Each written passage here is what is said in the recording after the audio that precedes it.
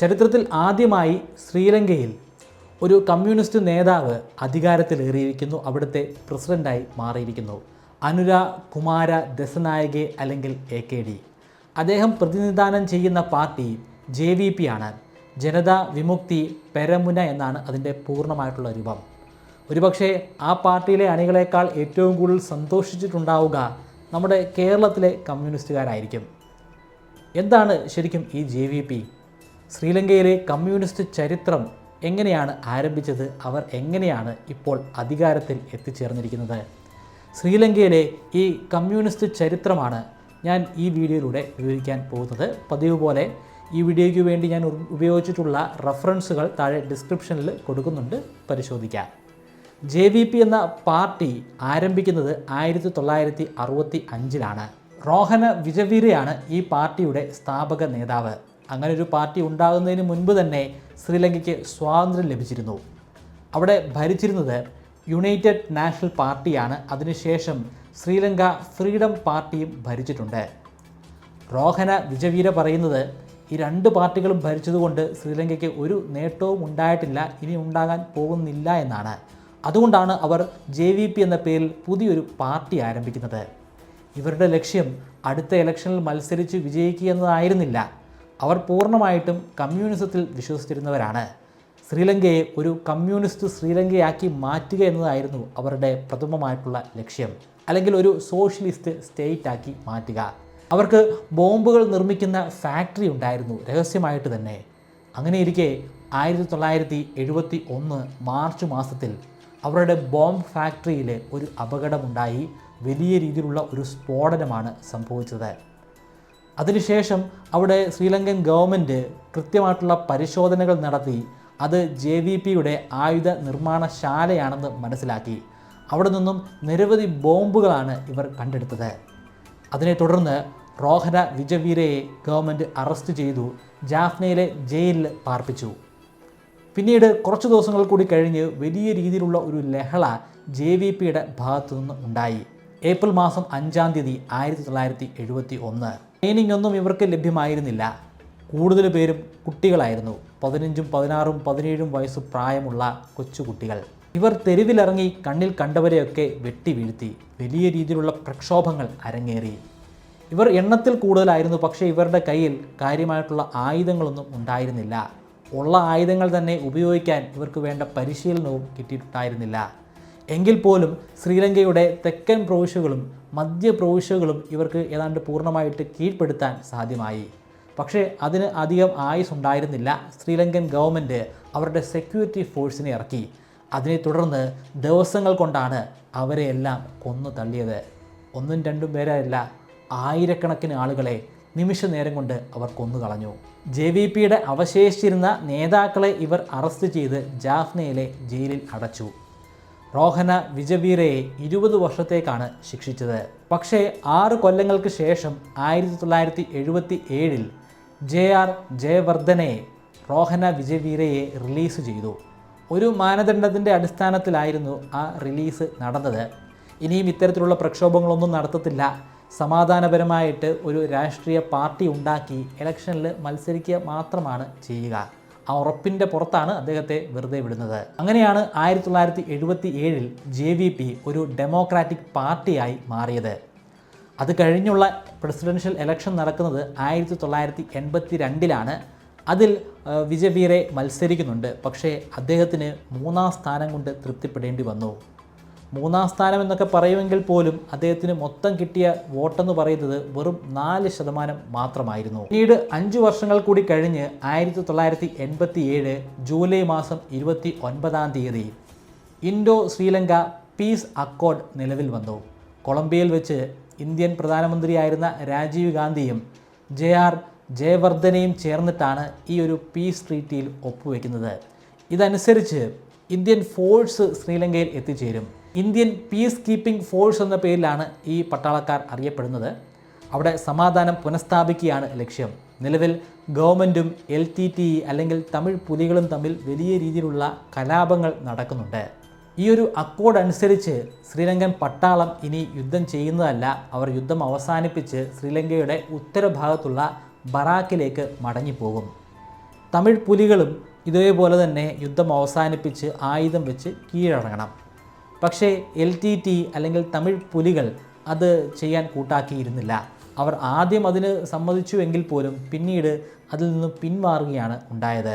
Indian പട്ടാളക്കാർ ശ്രീലങ്കയിൽ എത്തിച്ചേർന്നതിനോട് ആർക്കും തന്നെ വലിയ താല്പര്യമൊന്നും ഉണ്ടായിരുന്നില്ല. തമിഴ് പുലികൾക്ക് എതിർപ്പുണ്ടായിരുന്നു. അതുപോലെ തന്നെ അവിടെ ഉണ്ടായിരുന്ന ബഹുഭൂരിപക്ഷം വരുന്ന സിംഹളക്കാർക്കും താല്പര്യമുണ്ടായിരുന്നില്ല.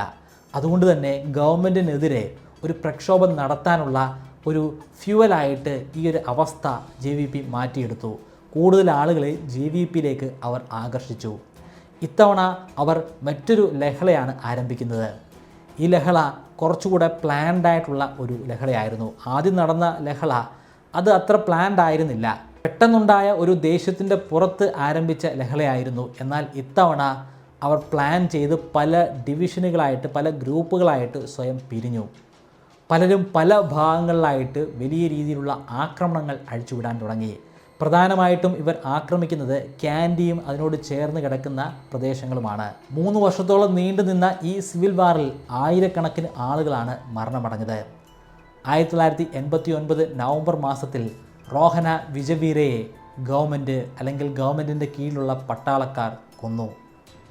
തൊട്ടടുത്ത വർഷം, അതായത് ഏതാനും മാസങ്ങൾ കൂടി കഴിഞ്ഞ് 1990 മറ്റ് നേതാക്കളെയും ഇവർ കൊന്നുവെന്ന് പറയുമ്പോൾ യഥാർത്ഥ നേതാക്കളെ തന്നെ അല്ല, നേതാവാണെന്ന് സംശയം തോന്നുന്ന പലരെയും ഇവർ കൊന്നു. ഭാവിയിൽ JVPയുടെ ഒരു നേതാവാകാനുള്ള സാധ്യതയുണ്ടെന്ന് തോന്നിയവരെയും ഇവർ തെരഞ്ഞുപിടിച്ച് കൊന്നു. ഏകദേശം 7000-ഓളം വരുന്ന നേതാക്കന്മാരെ കൊന്നുവെന്നാണ് കണക്കുകൾ പറയുന്നത്. 7000-ഓളം വരുന്ന നേതാക്കൾ എന്ന് പറയുമ്പോൾ JVPയിൽ ഉണ്ടായിരുന്ന ഒരുമാതിരിപ്പെട്ട എല്ലാ ആളുകളും അതിൽ പെടും. ഒരുപക്ഷെ JVPയുമായിട്ട് വലിയ ബന്ധമൊന്നുമില്ലാത്ത സംശയത്തിൻ്റെ പുറത്തു മാത്രം കൊന്നു തള്ളിയിട്ടുള്ള ആളുകൾ പോലും ഈ ലിസ്റ്റിൽ ഉണ്ടായിരിക്കുന്നതാണ്. മൊത്തം എത്ര JVPക്കാർ മരിച്ചു എന്ന് പറയാൻ സാധിക്കുകയില്ല. ഈ 7000 എന്ന് പറയുന്നത് നേതാക്കന്മാർ മാത്രമാണ്. എന്നാൽ ഒരുപാട് അണികളും കൊല്ലപ്പെട്ടിട്ടുണ്ട്. പക്ഷേ അത് കൃത്യം എത്രയാണെന്ന് പറയാൻ സാധിക്കുകയില്ല. കാരണം ഈ 1990 എന്ന വർഷത്തിൽ ഗവൺമെൻറ് ശരിക്കും എല്ലാ മേഖലകളിലും ആക്രമണം അഴിച്ചു വിടുകയായിരുന്നു. തമിഴ് പുലികൾക്കെതിരെ ആക്രമണം നടക്കുന്നുണ്ട്, അതുപോലെ JVPക്കെതിരെയും ആക്രമണം നടക്കുന്നുണ്ട്. വലിയ രീതിയിലുള്ള ഒരു ജനശ്രദ്ധ കിട്ടിയത് അല്ലെങ്കിൽ ലോകരാജ്യങ്ങൾ മനസ്സിലാക്കിയത് ഈ തമിഴ് പുലികൾക്കെതിരെയുള്ള ആക്രമണത്തെയാണ്. JVPക്കെതിരെയുള്ള ആക്രമണത്തെ ആദ്യം അധികം സീരിയസ് ആയിട്ട് എടുത്തില്ല. പക്ഷേ ഏകദേശം 30,000-ഓളം വരുന്ന JVP പ്രവർത്തകർ മരണമടഞ്ഞുവെന്ന് നമുക്ക് അനുമാനിക്കേണ്ടി വരും. മൊത്തം ആ ഒരു ഘട്ടത്തിൽ 60,000-ഓളം വരുന്ന ആളുകളാണ് മരണമടഞ്ഞത്. ബാക്കിയുള്ള ആളുകൾ തമിഴ് പുലികളാകാനാണ് സാധ്യത. ശ്രീലങ്കൻ ഗവൺമെൻറ് വളരെ ക്രൂരമായ രീതിയിലാണ് ഈ കൊലപാതകങ്ങളൊക്കെ നടത്തിയത്. ജീവനുള്ള ഒരു JVP പ്രവർത്തകൻ്റെ കഴുത്തിൽ ഒരു ടയർ വയ്ക്കും. ആ ടയറിൻ്റെ ഉള്ളിൽ പെട്രോൾ നിറച്ചിട്ടുണ്ടായിരിക്കും. അതിനുശേഷം ആ ടയർ അവർ കത്തിക്കും. ജീവനോടുകൂടി ആ വ്യക്തിയുടെ തല നിന്ന് കത്തും. മറ്റൊരു രീതി, ജീവനുള്ള ഒരു JVP പ്രവർത്തകൻ്റെ ശരീരം മൂർച്ചയേറിയിട്ടുള്ള ആയുധങ്ങൾ ഉപയോഗിച്ചിട്ട് മുറിക്കുക എന്നതാണ്. മുറിച്ച് ഉള്ളിലുള്ള അവയവങ്ങൾ അവർ വെളിയിലെടുത്തു വയ്ക്കും. അതിനുശേഷം അവരെ മരിക്കാൻ വിടുകയാണ്. നീറുന്ന വേദനയുമായിട്ട് അവർ ചോര വാർന്ന് പെടഞ്ഞ് ഇല്ലാതെയാകും.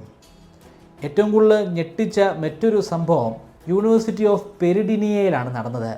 അവിടെ ഒരു കുളത്തിൻ്റെ ചുറ്റുമായിട്ട് 18 JVP പ്രവർത്തകരുടെ തല അവർ ഭംഗിയായി അടുക്കി വെച്ചു. ഇത്രയൊക്കെ കൊലപാതകങ്ങൾ നടത്തിയെങ്കിലും എല്ലാ JVP പ്രവർത്തകരെയും ഇല്ലായ്മ ചെയ്യാൻ സർക്കാരിന് സാധ്യമായില്ല.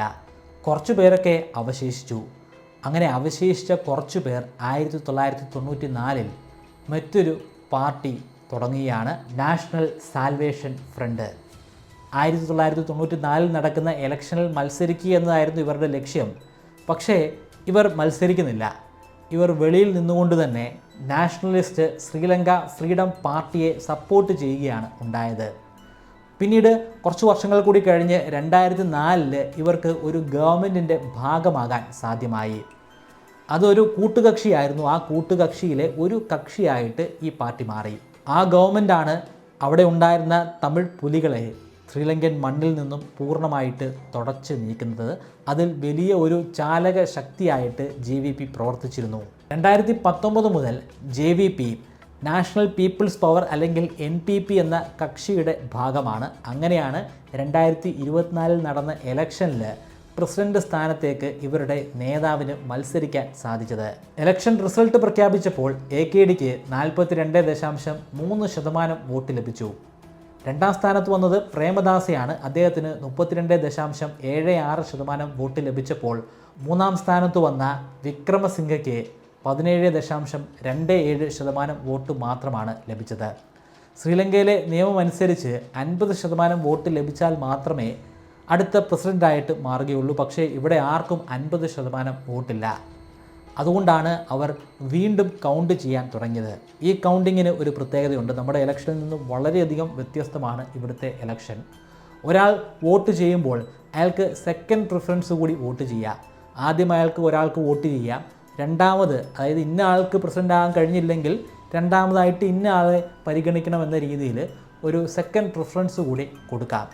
ആ സെക്കൻഡ് പ്രിഫറൻസ് കൂടി എണ്ണി നോക്കിയപ്പോഴാണ് AKDക്ക് 50% അധികം വോട്ട് ലഭിച്ചത്. കൃത്യമായി പറഞ്ഞാൽ 55.89%. ശ്രീലങ്കയുടെ ചരിത്രത്തിൻ്റെ വളരെ ചെറിയൊരു ഭാഗം മാത്രമാണ് ഞാനിവിടെ അവതരിപ്പിച്ചത്. നിങ്ങൾക്ക് താല്പര്യമുണ്ടെങ്കിൽ ശ്രീലങ്കയുടെ ഡീറ്റെയിൽഡ് ആയിട്ടുള്ള ഒരു ചരിത്രം മറ്റൊരു വീഡിയോയിലൂടെ ഞാൻ അവതരിപ്പിക്കാൻ ശ്രമിക്കുന്നതാണ്. ഇത്തരത്തിലുള്ള വീഡിയോകൾ കാണാൻ താല്പര്യമുണ്ടെങ്കിൽ ഈ ചാനലൊന്ന് സബ്സ്ക്രൈബ് ചെയ്യുക.